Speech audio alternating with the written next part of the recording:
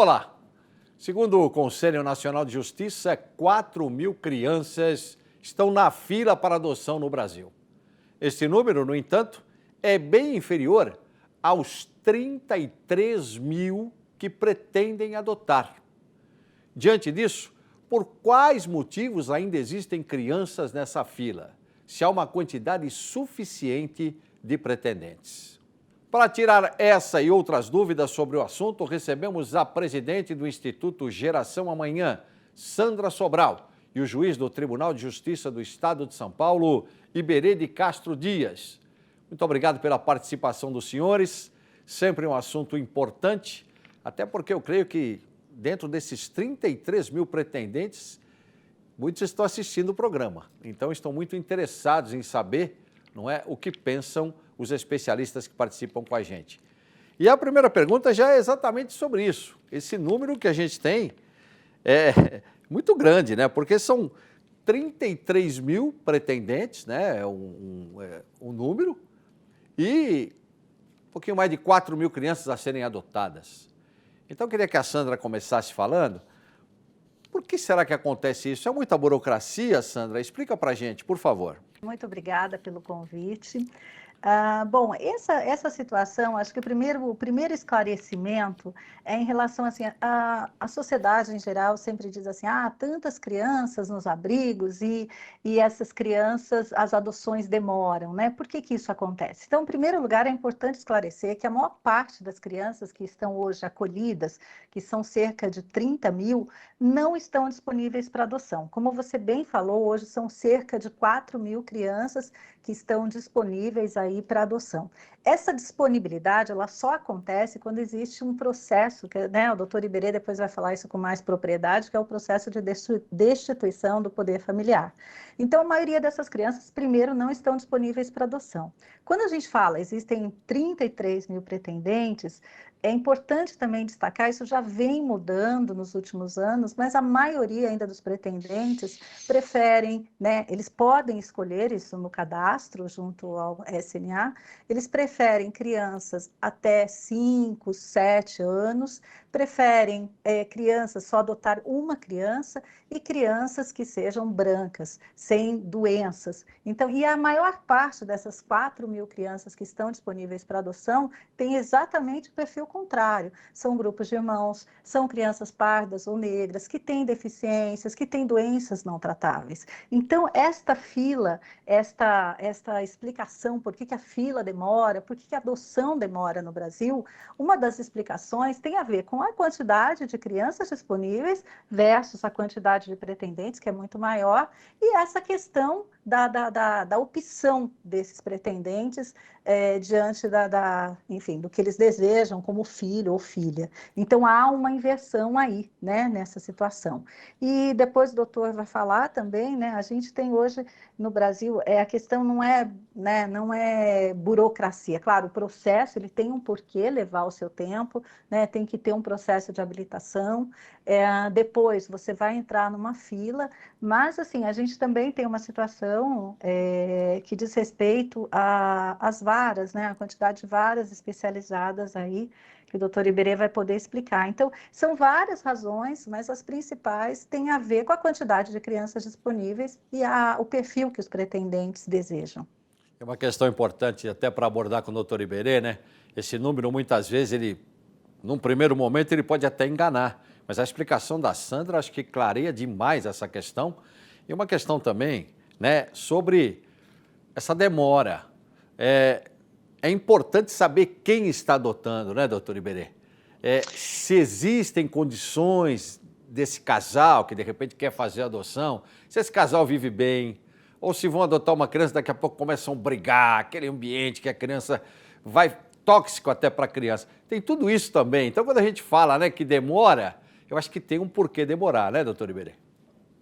Sem dúvida nenhuma, esse é um dos grandes pontos. Olá, Sandra, olá todos que nos assistem. Esse é uma das grandes questões de quem trabalha com adoção, né, com direitos de crianças e adolescentes em geral. Toda vez que a gente pensa em adoção, ou qualquer vertente relacionada a direitos de crianças e adolescentes, a gente tem que pensar a situação sob o prisma da criança. O que nos importa é saber se a criança vai estar com seus direitos garantidos naquela determinada situação. No caso da adoção, a maior preocupação que as pessoas que trabalham na vara da infância, no Ministério Público, na Defensoria Pública, nas áreas de psicologia, assistência social e tal, que são as pessoas que interagem nesse processo de adoção, a maior preocupação de todo mundo é ter segurança de que a criança, que acabou de sair de uma família em que ela estava em situação de risco, né? Nenhuma criança deixa a sua família se estiver tudo bem lá, se a criança saiu da família porque havia alguma questão muito grave ali, tanto é que foi necessário tomar a medida mais extrema de todas, que é tirar a criança do seu ambiente familiar de origem. Então essa criança vive já um luto pela separação familiar, ela está com uma situação psicológica delicada, essa criança vai ser inserida em uma outra família. A maior preocupação de todo mundo que trabalha nesse processo é ter certeza de que nessa outra família a criança vai ter todos os seus direitos respeitados e assegurados, né? Que a situação de risco que fez com que a criança precisasse sair da sua família de origem não se repita na família substituta, na família adotiva. E para isso a gente precisa de tempo. Não adianta querer apressar as coisas e colocar o carro na frente dos bois, porque fazendo isso, a gente só vai aumentar o risco de a adoção dar errado depois. A gente, primeiro de tudo, precisa saber quem é essa pessoa que chegou ao Poder Judiciário dizendo que quer adotar uma criança, né? Será que ela tem condições psicológicas, efetivamente, de exercer o papel de pai ou mãe naquele momento? Muitas vezes são pessoas da melhor índole e tal, mas que naquele momento especificamente, por qualquer razão da vida, podem estar numa situação emocional delicada e aquele não é o momento mais propício para se inserir uma criança naquela família, né? Então a gente precisa fundamentalmente entender quem é e qual momento vive essa pessoa que chega ao Poder Judiciário dizendo que quer adotar. Depois a gente também precisa pensar se aquela pessoa que está na fila aguardando o seu momento de ter contato com a criança, quando a criança chegar na família dela, se essa relação entre a criança a ser adotada e a pessoa que está adotando vai se dar de modo adequado. E aqui a gente está falando do vínculo afetivo mais relevante para o ser humano, que é o vínculo com seu pai ou com a sua mãe, né? O vínculo de filiação. Esse vínculo, para a adoção dar certo, esse vínculo precisa ser extremamente sólido e precisa ser elaborado, trabalhado de forma muito cuidadosa. Para a gente poder fazer esse trabalho de forma cuidadosa, isso leva tempo. Não adianta querer achar que em uma semana a gente vai ter tudo resolvido, porque não é assim que funciona. Normalmente a gente precisa de vários meses para trabalhar essas relações todas, as questões todas que vão surgindo nesse primeiro contato da pessoa que vai adotar com a criança a ser adotada, e sempre surgem questões, para que no momento em que a sentença for proferida dizendo, não, agora essa criança é efetivamente filha da pessoa que está adotando para todos os fins, agora não tem mais volta, essa relação vai ser de pai, mãe, filho e filha para sempre, para que no momento em que isso aconteça, a gente tenha certeza de que foi algo definitivo, de que isso não vai dar errado e voltar atrás, porque esse é o pior cenário de todos para a criança, né? Uma adoção que seja frustrada lá na frente acaba fazendo uma ferida psicológica em cima de outra da criança que já deixou a sua família antes. Então, o pior cenário de todos, o que a gente mais tem que evitar é a adoção dar errado lá na frente por qualquer razão. É uma questão que justifica a demora, né? É preciso demorar, né? Até porque existe todo um trabalho de investigação da família, como o senhor mesmo falou, né, doutor? Para saber se essa família tem condições de fato de adotar uma criança, né? A própria questão financeira desse casal, para ver se é possível dar a essa criança todos os direitos que ela tem. Então, é uma série de coisas que acabam trazendo a gente por uma questão de bastante análise, né? Antes de emitir qualquer opinião. Porque, em princípio, nós que somos leigos falamos o seguinte, poxa, mas é demorado. Justifica essa demora, né? E isso é muito importante que vocês falaram nesse nosso início de programa. Quando a gente fala da demora, né? Quando a gente vê muitas vezes essa referência, né? Ah, eu conheço uma pessoa que está na fila esperando há 5 anos. Essa demora não é a demora da criança, tá? Isso é bem importante que fique claro. Quando a pessoa está na fila esperando, é o adulto que está esperando.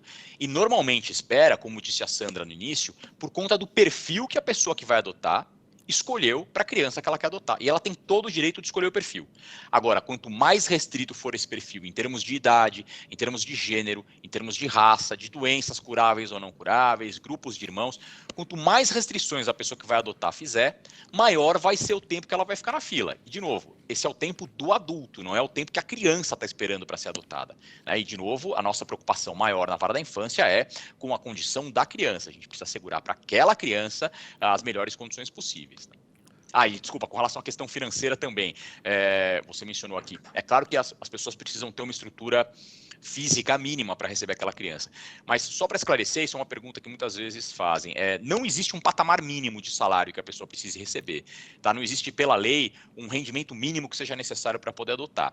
O que a gente analisa durante o processo de adoção é se a pessoa que vai adotar tem todas as ferramentas, especialmente psicológicas, necessárias para isso. É claro que a estrutura física da casa da pessoa tem que ser a mínima para garantir àquela criança todos os direitos a que ela faz jus pela Constituição e pelo ECA, mas não existe um rendimento mínimo que seja necessário à pessoa que pretende adotar comprovar para conseguir adotar. Tá certo, é importante esclarecimento, não é? A Sandra também vai falar muito a respeito desse assunto, a respeito de outros assuntos que nós vamos também colocar aqui no programa de hoje, mas só ver como passa rápido o tempo, né? Dizem que quando o assunto é interessante, o tempo passa depressa, e é verdade. Nós já estamos no final do primeiro bloco, nós vamos para um rápido intervalo. Você já viu que o programa é um programa que vai trazer muitas dúvidas. De repente, para você que está assistindo a gente em qualquer lugar do Brasil, não é? Você vai, de repente, tem o interesse de adotar uma criança? Pode acontecer. Então, preste muita atenção, porque o tema é um tema realmente que é muito interessante. A gente vai tratar de outros assuntos relacionados a esse tema nos próximos blocos. A gente já volta com decisões e argumentos.